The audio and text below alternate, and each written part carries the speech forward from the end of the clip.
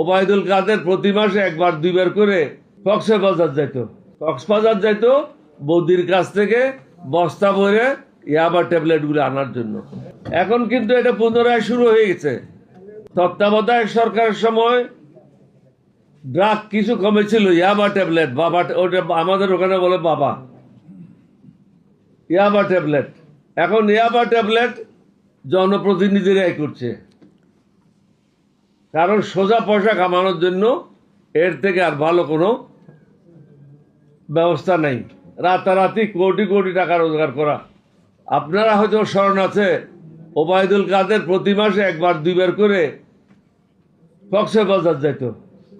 আপনারা মনে করতেছেন, তখন মনে করেছেন মন্ত্রী কতই না পরিশ্রমী, বারবার কক্সবাজার যায়। বেটা বারবার কক্সবাজার যাও কেন, রাজশাহী যাও না কেন, দিনাজপুর যাও না কেন? কক্সবাজার যাইতো বৌদির কাছ থেকে বস্তা ভরে ইয়াবা ট্যাবলেট গুলো আনার জন্য। এখন কিন্তু এটা পুনরায় শুরু হয়ে গেছে। আমাদেরকে বাধ্য করছে সরকার তাদের বিরুদ্ধে আন্দোলন করার জন্য। এই আন্দোলন কিন্তু শেষ পর্যন্ত যাবে, সরকার পতন না হওয়া পর্যন্ত। হয়তো সরকার এই সংস্কার, আমরা যেটা বলছি তারা যেটা বলেছিল, এটার মধ্যে কোনো ভিন্নতা নাই।